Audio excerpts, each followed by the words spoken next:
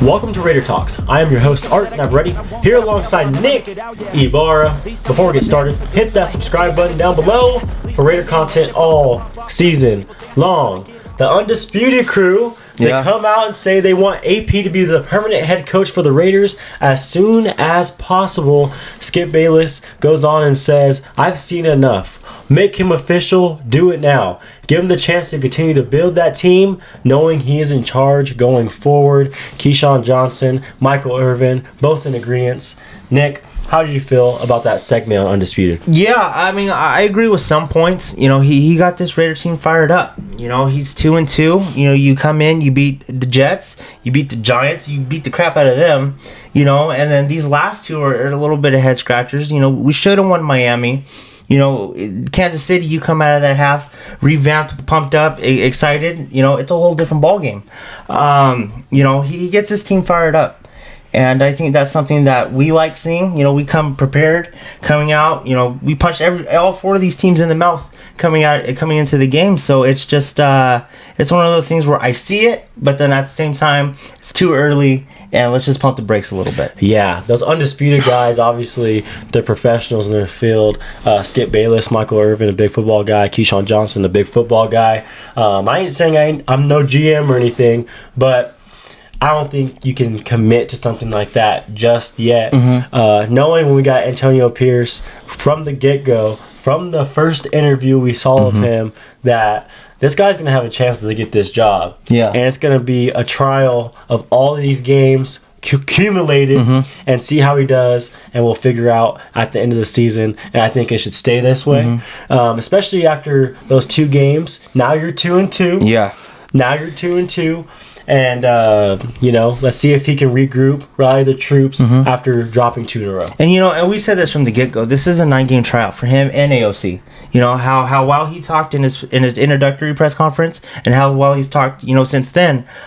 He's basically on a 9-game tryout. We're not going to get too high. We're not going to get too low. You know, yeah, you went out and won 2 games, you know, and we're all excited. We went back to 500, but now you're two games below 500 in a game that you probably should have won against Miami, and then the Kansas City game. You know, you come out, you got 5 games left. This is your bye. Everyone to get healthy, you know, to get you to know what's going on in that system and everything. Yeah, like I said, he's got 5 games. Too early to tell. Some things I see, it looks good, and some things it's a little head scratching. You know, still got 5 games. I kind of got the feeling of when they're talking about this, and Skip Bayless was talking about this, was that they think that AP is going to do a good enough job to get the job. So might as well just give it to him now, so he feels comfortable and he can start building the team the way he wants it and now. So I kind of understand what he's saying there, because they're almost trying to say that after his full trial, 9-game trial, that he's going to have a good enough record. He's going to have a good enough resume. Let's go. Just do it now. Get the ball rolling now and start looking toward, you know, the end of this season and next season.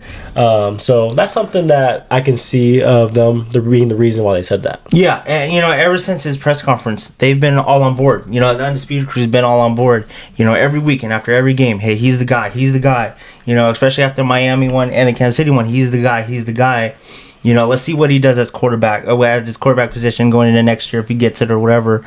I don't want it to be a 1-year trial either. I want him to know what's going on, what is he going to do, and not just, okay, you know, here's the 9 games he did good, and then a full 17, 18-week season next year, you know, and it's back to 5 or 6 wins. Then you know that, man, he really wasn't the guy. Yeah, I think as Raider fans, we all need to root for him. Obviously, we want the Raiders to win, but we need to root for him so we can keep a lot of the same pieces in place, and we can go into not a whole another year of a new system, new coaches, a new defensive scheme, a new offensive scheme. If we bring back Antonio Pierce, it's going to be the same next year. The same defense, depending on how Bo Hardigree in this offense does to finish off the season last 5 games. Obviously, he could come back, but he's going to obviously have a different type of offense than he has now, because probably still running a little bit of that Josh McDaniels offense. But yeah.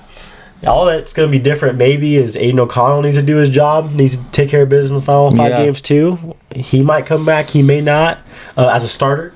But yeah, it should be interesting. Like I said, it's going to be interesting to see what they do. If they bring him back, then his fingerprints are going to be all over this Raiders organization. He's the main guy. He's going to decide who to bring in, who to kick out. If he wants AOC as his quarterback, if not, but we are not there yet. Like I said, we got 5 more games for trial, and we'll see how it goes. We got to see that energy, that effort that we saw in the first 2 games the rest of the way here. Yeah. I mean, even in the Dolphin game, a little bit of the Chiefs game too. I thought the last half of football we played, I didn't like the effort or the attitude as much as I liked in the first 3 games. Yeah. With Antonio Pierce. The last half of football against the Chiefs, did not like it. So let's see if Antonio Pierce can rally these guys and then come out strong and come out with a lot of intent and a lot of energy in these final 5 games. I have no doubt he's going to be able to do it. But they did show that they were a little lackluster in that half of football in a big game. Yeah. That's what I'm saying. These next 5 games are important. We got to come out like we did against both New York teams and Miami. And even though in the Miami game the offense wasn't there, the defense was rolling. Defense only gave up 20. Defense was there to play and to win the ball game. And like you said, that last half of the Kansas City game, you can say that wasn't the AP Raiders. Because it didn't look good. Offense didn't look good. Defense didn't look good. Mahomes was doing whatever. We got to get back to the football we like playing, and hopefully it's like that for the rest of the season. And I mean, Champ Kelly, the interim GM, and Antonio Pierce are coming and making their presence known, cutting Marcus Peters. Yeah. Cutting Teamer. I know Teamer was going to be cut probably no matter what, but not wasting a breath. Cutting those guys. Those guys seem like they weren't helping us win. Those guys seem like, definitely Peters. Peters, yeah. And then Teamer obviously just messed up off the field. Obviously not helping us win either because he's drinking all night before the game. Yeah, those guys aren't helping us, so we're cutting them, and I like that. I kind of like it. I like it too. You saw it at the second half. Marcus Peters sitting by himself. And then they on Twitter or something. I saw a highlight reel. A lot of missed tackles. A lot of stuff that it looked like he didn't even want to play. I think he maybe if you look at it, maybe 2 or 3 plays you can look at and be like, hey, those are good plays. Then that was it. And it's something that we need to tackle. We don't need blown coverages. We don't need anything. And he seemed more of a problem than help. So, yeah, it was a good thing to get him out of there. Yeah, I agree. Just lack of effort, especially on the tackling side of things. I mean, he does not like to tackle. That's something he does not like to do. Back in the day, you could probably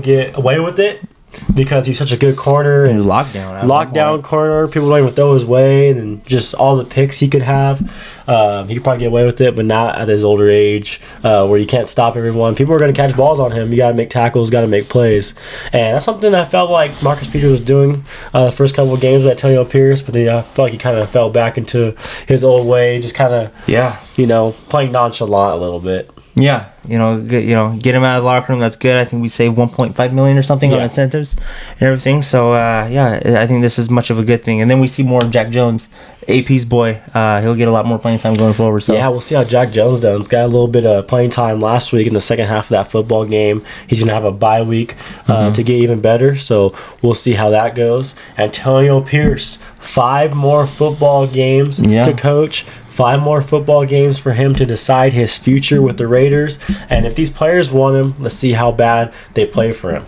Exactly. If these players want him, if they want to be back and they want him back going into next season, show out and play and stack some wins together. We'll see you guys next time. Go Raiders. Go Raiders.